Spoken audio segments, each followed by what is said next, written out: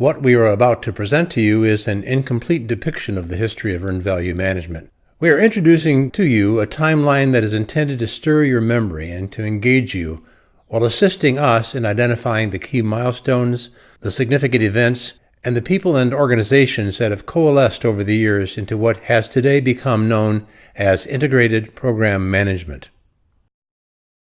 Earned value is an industrial engineering methodology that migrated from measuring recurring work to measuring non-recurring work. Its history traces back before its official birth in 1967 to 1956. So my father, retired Lieutenant General Hans H. Driesnack, was very much involved in the creation of earned value early on in the process.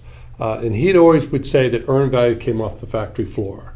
Okay, so in fact, I have with me his industrial engineering handbook. In fact, this book, written in 1956, has in it a table here actually that says, actual hours, the standard hours, which would be the plan, and the earned hours. And so it's just like the Format 1 that we have today, and it talks about that's all for the efficiency report. Okay, and the efficiency report goes through, gives an example of a guy working on the factory floor. The standard was for him to do so much performance in 5 hours. He gets it done in 4.2 hours. So he's earned 119% efficiency, what we would call today the CPI.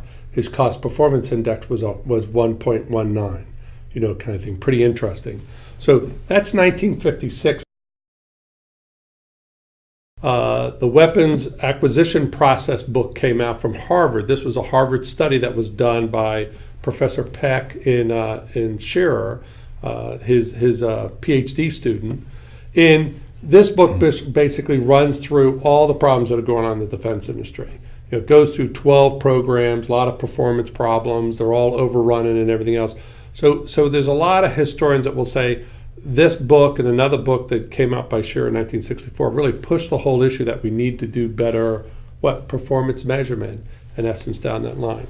In the 1960s, Whitey Driesnack began to formulate some basic concepts, what became known later as performance management techniques. He coalesced these into 35 essential guidelines that could be used to help manage projects. These were meant to be as guidelines only, not prescriptive, and not how companies would manage projects or what tools they would use or what specific practices they would use. He gathered these into what he called the 35 criteria, and he began briefing these to the Department of Defense. They were very interested. So you can see the criteria kind of thought process coming into the process.